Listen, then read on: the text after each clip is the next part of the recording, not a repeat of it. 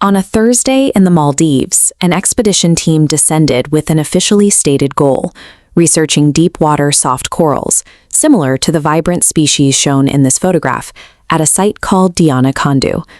The group was a complex mix.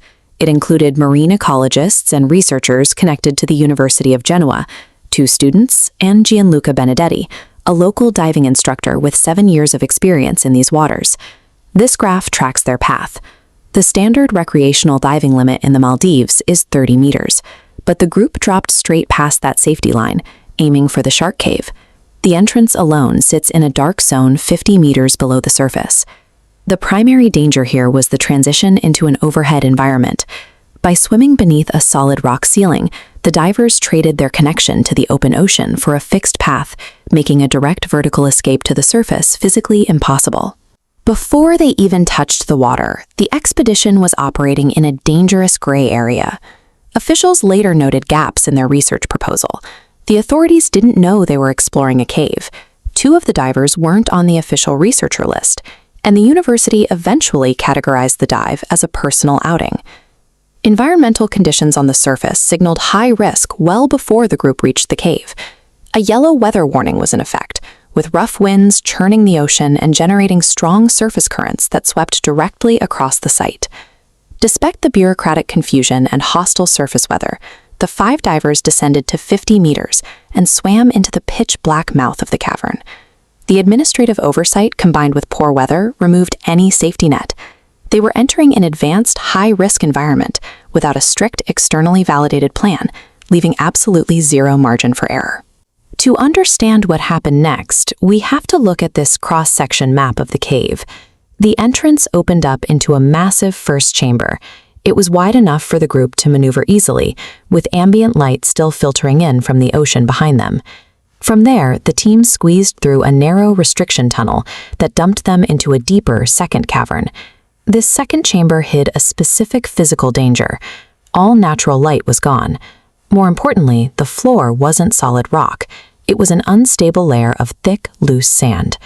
Underwater, strong currents flowing through narrow passages amplified the effects of movement. When 5 divers attempt to navigate a tight space, the thrust from their fins kicks up the loose sediment.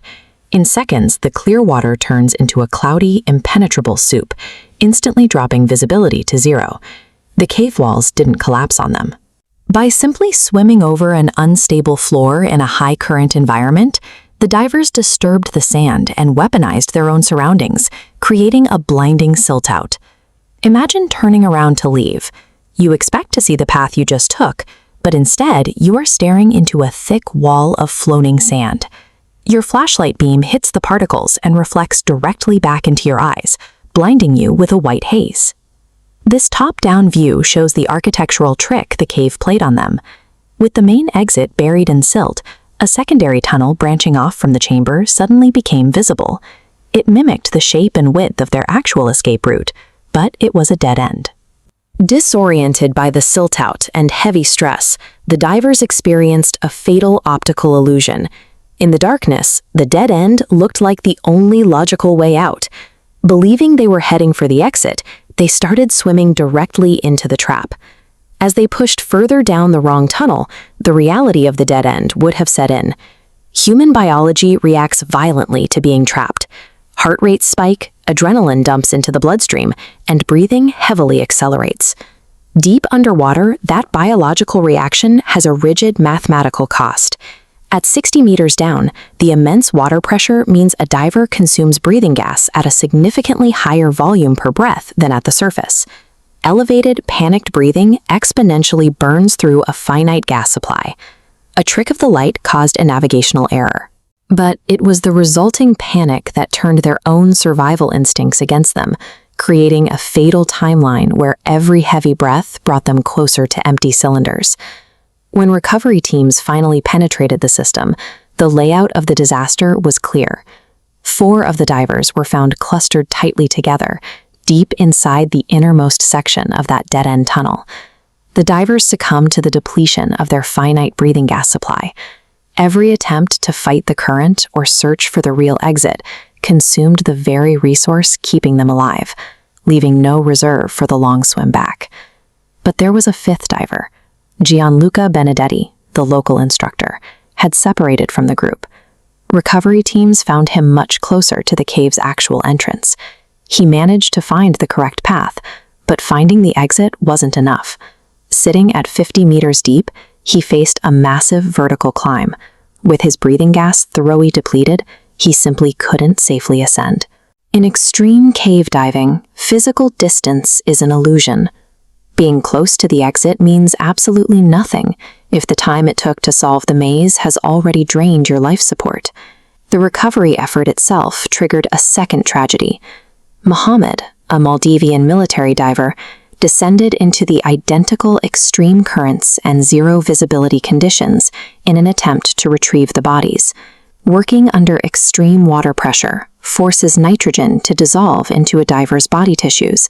As this cross-section illustrates, if a diver stays too deep for too long or ascends too quickly, those dissolved gases rapidly expand into dangerous bubbles inside the body, a condition known as decompression sickness.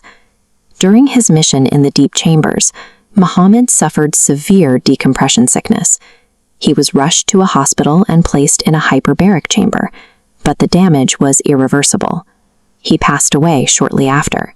After Mohammed's death, the military halted operations. It ultimately required a specialized team of Finnish technical divers using advanced closed-circuit rebreathers, systems that recycle exhaled gas and chemically scrub out carbon dioxide, to safely navigate the trap and recover the remaining bodies. The shark cave required absolute precision, but the expedition lacked it from the moment they submitted their paperwork. A combination of poor weather, blinding stirred-up sand, and a deadly optical illusion created a fatal delay. And in an overhead environment, a delay is all it takes to turn a coral reef into a permanent tomb.